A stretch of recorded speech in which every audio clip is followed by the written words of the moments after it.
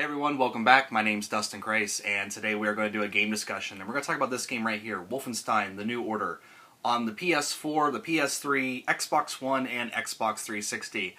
Brought to us by Bethesda and Machine Games.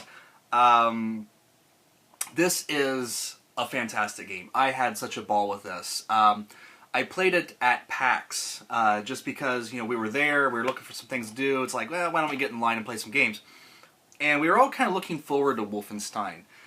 And I remember just getting up there and starting to play it, and it just felt great. There was just something about it, really the entire package it just feels like it was custom made for me. Because I am a fan of World War II. I like reading about World War II. I like watching movies about World War II. I'm also a big fan of alternate histories and sort of what-if scenarios. And so, taking a look at this entire game, it pretty much was like, if there was ever a first-person shooter that just made me fall in love with the genre again, this was the game. Everything about this game. I love everything about this game.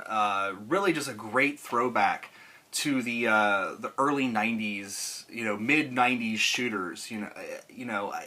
I get kind of sick of the modern shooters. Maybe it's just because it just seems like Call of Duty is just so pervasive and it just surrounds you so much that you just kind of get like burned out from hearing the name.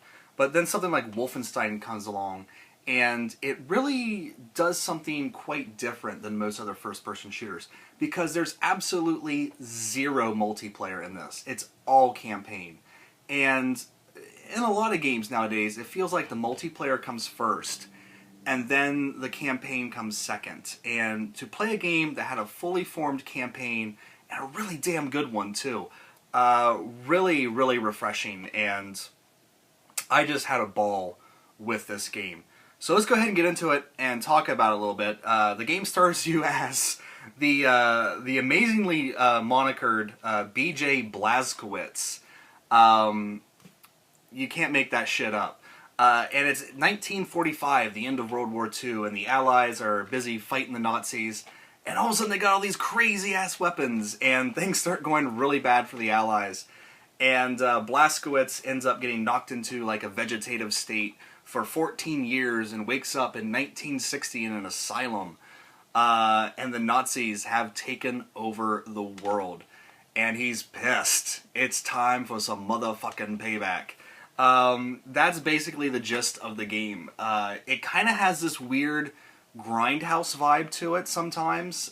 We've all seen the trailer where BJ I should say Blazkowicz, no one calls him BJ, where Blazkowicz has taken the chainsaw to the Nazi commander.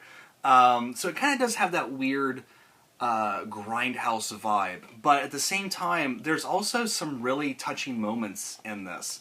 Unlike most first-person shooters that I've played, kind of back in the day, you're a lone wolf fighting the odds. There's a lot of great characters once you meet the Resistance, and sort of the interplay between them. And I'm specifically thinking about Klaus and Max Haas. Their weird sort of father-son relationship is very touching and really pays off towards the end of the game. I was really surprised at how much the characters and the storyline really drew me into this game. It doesn't go as dark as it could go, with all the when you're dealing with Nazis. I'm sorry, that is essentially the darkest chapter in human history. I mean, it really is. It's an awful, terrible thing. But there's also something kind of fun and pulpy about Nazis, that we love to have them as villains. And while the game doesn't really explore, let's say, a lot of the more darker themes, really, I felt like Valkyria Chronicles, with its kind of, allegorical story to World War II, dealt with a lot more issues than sort of Wolfenstein did. But, this is not a game that's going to, bring up, like, issues of racism and things like that. That's more BioShock's, corner. Wolfenstein is just going to kind of present you this pulpy, Pulp Fiction-esque alternate history world, and then just let you have fun doing what you do, which is killing a lot of Nazis. And it feels great. Getting into the gameplay, for first-person shooter fans, even though you just play online campaigns all the time, definitely look into this, because the single-player campaign in this is just amazing. I had so much fun playing through these levels. There are a few hiccups every now and then. First-person swimming always feels really off. First-person platforming still doesn't feel that great. Yes, everyone made a big deal about having to press the goddamn X button to pick up, or the square button to pick up ammo and armor and things like that, but it never bothered me. Maybe it's because I grew up on those types of shooters where you had to press a button to pick things up, that it just kind of felt like, going home in a way. But the shooting is absolutely precise. I'm not a huge fan of down the sights first-person shooters. I'm much more of a shooting from the hip type of gamer. But this game, every now and then I would, go down the sights. And while most of the game can be played in that sort of old-school shooting from the hip style, every now and then you do need to line your sights up, and because enemies will, duck behind cover, and you can just see the top of their little Nazi helmets, and you just blast them right in the head with a machine gun volley, and it's really, really satisfying action. I really had a ball. So many different varieties of enemies to fight, whether it be sort of normal foot soldiers to sort of these mid-tier, mechanical Nazis, to these all-out huge machines of death that come at you. Really a lot of variety in the enemies, and really just a blast to go through the levels. But the cool thing about this game is not just a run-and-gun shooter. It's also exploration is very important in this game. From finding all these different little notes and propaganda pieces and things like that really sells the storyline and really helps build the world. That's the thing that Bethesda does really well, is build a complete world. And they do that in this game. It's not just a run-and-gun first-person shooter. It's actually much more of an adventure game in a way. You go around, there's all these things to sort of find and collect, and as you collect, like, Enigma codes, you get the chance to unlock new game modes, and really, really, really makes you want to play it again. Because I guarantee in the first playthrough you won't find everything, and now that I've played it, I'm still finding myself thinking about it, because there is kind of a timeline split. You make a choice early on in the game, and I don't know how it affects the storyline. I'm actually kind of interested to see how it affects the storyline, if it affects the storyline at all. Maybe it's a completely different story, I don't know. But I don't think so. I think it's basically the same main beats, but there's a different character there, so who knows how the interactions go in that one. But yeah, just from a gameplay perspective, from the intense action to, after the firefighting's over, just running around and exploring and seeing these great just set pieces. I remember I was in a building, and after the firefight was done, I walked into this meeting room, and there's this slide projector presentation about how the Nazis are planning on colonizing Venus. And I just sat there and watched all the slides and listened to their presentation. Most games would not waste their time with this, but the only other game I can think of that really do it is BioShock. And while this doesn't reach the heights of BioShock's stories, it does have that same kind of immersive world to explore. So, you get really intense gameplay action with this, but you also get a nice world to sort of check out and see what all these crazy things these Nazis are up to. In terms of the graphics, I can't speak as to whether this started out as a PS3 game and was upgraded to a PS4, or started out as a PS4 game and was downgraded to PS3. I don't know where the majority of the work went, but the graphics are astounding. I was really taken with the facial expressions. They really kind of sell a lot of what's going on in the game, and when you get to meet some of these, cackling villains that are in this game, their facial expressions, especially the guy, what was his name?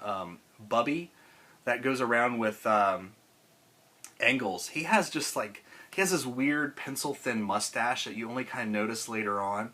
And his facial expressions just always seemed really kind of creepy to me. I don't know what it was. But really kind of sells it.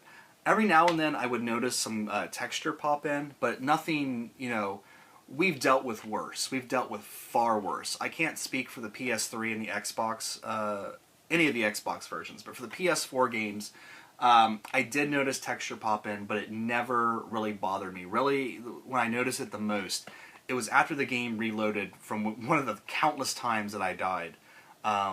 You know, you look at your gun, it just looks like a piece of crap, and then all of a sudden it just snaps to, and you're like, oh, there we go.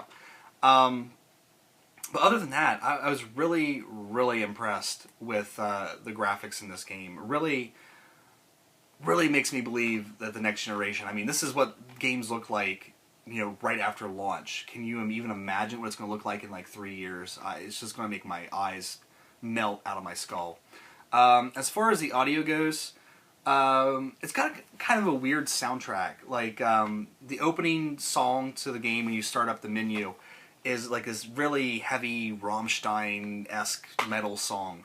And then you play the game and it's all filled with period music and things like that. And then you get to the end credits and it has this very weird kind of somber music that it fits with the ending of the game, but at the same time it's like it kind of goes with that disjointed feel with the storyline, how it kind of juggles between grindhouse and like sincere emotion.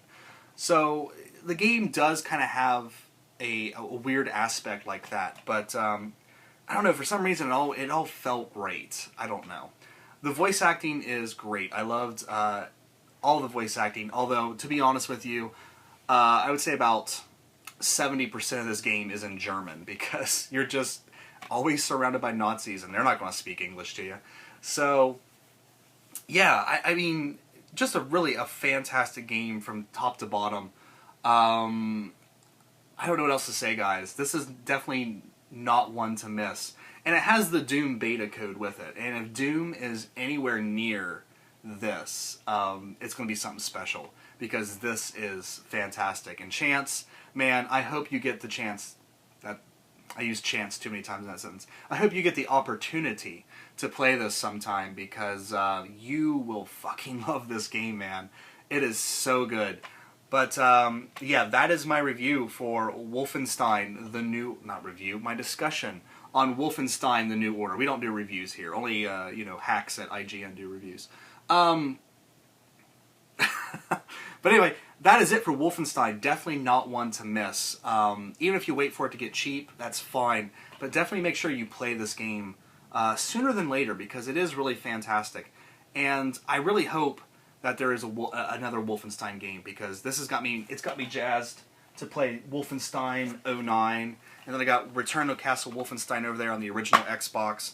And while I don't think they're going to be as good as the New Order, I really can't wait. Like, I don't know, like, you know, people got all excited about killing zombies for a long time. Now I'm really excited to kill Nazis again. It's fun. It's fun to, you know, give those bastards what they deserve. But anyway, that was Wolfenstein. Definitely make sure you check it out. And that is it for this video. So I want to thank you guys so much for watching. Take care. I'll see you next time.